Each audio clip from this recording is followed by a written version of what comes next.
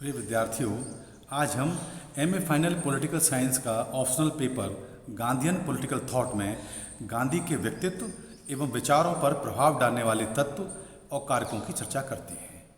गांधी जी के राजनीतिक विचारों की चर्चा करने से पहले हमें उनके व्यक्तित्व एवं विचारों को प्रभावित करने वाले तत्वों की संक्षिप्त चर्चा करना प्रासंगिक होगा। महात्मा गांधी के महान व्यक्तित्व और चिंतन पर प्रभाव डालने वाले तत्वों और कारकों का क्षेत्र बहुत व्यापक है। उनके व्यक्तित्व और चिंतन के निर्माण में प्राचीन भारतीय चिंतन और पाश्चात्य दार्शनिकों का सम्मिलित प्रभाव परिलक्षित होता है। धर्म, नैतिकता और आध्यात्मिकता की भावना गांधी के कर्म एवं चिंतन को गहराई से प्रभावित किया है। उनके समस्त चिंतन का आधार धर्म और नैतिकता है। वे लगभग सभी महापुरुषों तथा महान धर्म ग्रंथों से प्रभावित थे। गांधी के चिंतन पर भारतीय एवं पाश्चात्य दोनों तरह के चिंतकों का प्रभाव देखा जा सकता है। जिन प्रभावों के परिणाम स्वरूप गांधी जी ने अपने दर्शन की रूपरेखा निर्धारित की, उनको हम अध्ययन की सुविधा की दृष्टिकोण से दो भागों में बांट सकते हैं। पहला है पूर्वी प्रभाव और दूसरा है पश्चिमी प्रभाव। पूर्वी प्रभाव में के अंतर्गत गांधी जी के परिवार के धार्मिक वातावरण, प्राचीन भारतीय धर्मग्रंथों, जैन एवं बौद्ध धर्म और गीता को स्थान दिया जाता है। वहीं पश्चिमी प्रभावों में इस्लाम धर्म, यहूदी धर्म, ईसाई धर्म और थोरो, रस्किन एवं टॉल्स्टॉय की रचनाओं को सम्मिलित किया जा सकता है। अब मैं इन प्रभावों पर संक्षिप्त प्रकाश डालते हुए आपको विषय स्पष्ट करने का प्रयास करता हूँ। पहला प्रभाव जो था वो है परिवार का धार्मिक वातावरण। गांधी जी के विचारों का निर्माण करने में उनके परिवार के धार्मिक वातावरण का काफ़ी हाथ रहा था। उनके माता एवं पिता दोनों ही कट्टर वैष्णव थे और धार्मिक संस्कारों में अटूट आस्था रखते थे। उनको अपनी माता से ही राम नाम की दीक्षा प्राप्त हुई थी और उन्होंने यह ऋण आजीवन स्वीकार किया। उनके माता पिता की धार्मिक प्रवृत्ति तथा पारिवारिक संस्कारों ने भी उनके जीवन को बहुत प्रभावित किया। उनकी माता पुतलीबाई उनके विचारों पर विशेष प्रभाव दृष्टिगोचर होता है।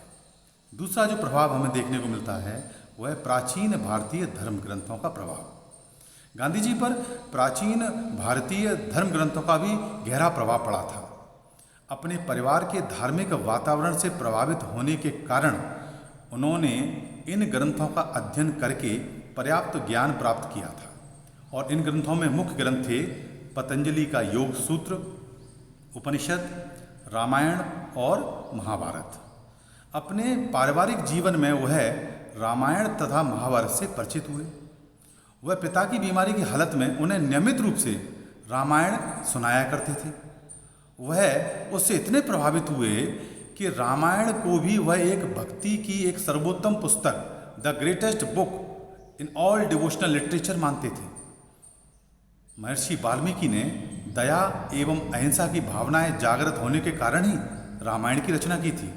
वहीं महाभारत के शांति पर्व एवं वन पर्व अहिंसा का ही उपदेश देते थे और वहीं योग सूत्र के 5 सूत्रों के प्रथम सूत्र अहिंसा का है। इन ग्रंथों में वर्णित अहिंसा का गांधी जी के व्यक्तित्व पर काफ़ी असर पड़ा और उन्होंने अपने सभी आंदोलनों को अहिंसा पर आधारित किया। जैन धर्म का प्रभाव गांधी जी के व्यक्तित्व पर पड़ा क्योंकि जैन धर्म की शिक्षा का सर्वाधिक महत्वपूर्ण सिद्धांत अहिंसा है। भारत में इस धर्म का प्रभाव गुजरात प्रांत में, जहाँ गांधी जी का जन्म एवं पालन पोषण हुआ था, सदैव सबसे अधिक रहा। अतः गांधी जी द्वारा इस सिद्धांत को आत्मसात किया जाना स्वाभाविक था। बौद्ध धर्म भी जैन धर्म के समान ही अहिंसा पर अतिशय बल दिया गया है। बौद्ध भिक्षुओं के 10 शिक्षा पदों एवं गृहस्थों के पंचशीलों में अहिंसा का प्रथम स्थान है। महात्मा बुद्ध की सर्वविदित शिक्षा है, मनुष्य को क्रोध पर प्रेम से, बुराई पर अच्छाई से, लोभी पर उदारता से और असत्य पर सत्य से विजय प्राप्त करनी चाहिए। दूसरों का नेतृत्व हिंसा से नहीं वरन न्याय और ईमानदारी से करना चाहिए। गांधी जी ने बौद्ध धर्म एवं महात्मा बुद्ध की इन शिक्षाओं का सदैव अनुसरण किया। गांधी जी पर गीता का भी बहुत अधिक प्रभाव पड़ा और इसलिए वे इस धर्म ग्रंथ को हर समय अपने पास रखते थे। भगवत गीता के संपर्क में गांधी जी सर्वप्रथम अपने इंग्लैंड के अध्ययन काल जो 1888 से 1889 में था तब आए। वहाँ उन्होंने सर एडविन अर्नोल्ड द्वारा अनुवादित गीता को पढ़ा। वे गीता को आध्यात्मिक संदर्भ ग्रंथ द स्पिरिचुअल रेफरेंस बुक मानते थे। उन्होंने दावा किया कि गीता देखने में तो सत्य और धर्म के लिए हिंसा का प्रयोग करने वाली शिक्षा देती हुई दिखाई देती है, पर वास्तव में यह अहिंसा की ही शिक्षा देती है। गीता का कहना है कि यदि किसी को शस्त्र ग्रहण करना ही पड़े तो उसे ऐसा निष्काम भाव से करना चाहिए। मनुष्य को काम करने का अधिकार है, पर उसे इसके परिणाम पर कोई अधिकार नहीं है। कर्मण्येवाधिकारस्ते मा फलेषु कदाचन। गांधी जी के विचार के अनुसार कोई भी मनुष्य निष्काम भाव से युद्ध नहीं कर सकता। अतः गीता अहिंसा की ही शिक्षा देती है। अपने जीवन के बाद के वर्षों में गांधी जी ने किसी भी अन्य धर्म स्रोत की अपेक्षा गीता से ही सर्वाधिक प्रेरणा ली।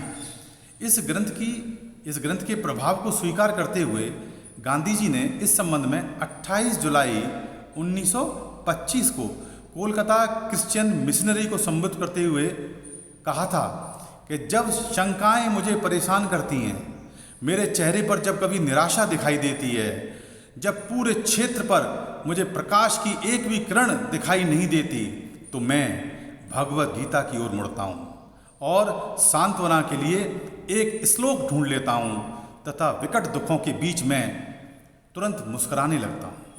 मेरा जीवन बाह्य दुखों से भरपूर रहा है और यदि उन्होंने मुझ पर कोई प्रत्यक्ष प्रभाव नहीं डाला है तो इसके लिए मैं भगवत गीता की शिक्षाओं का ऋणी हूँ।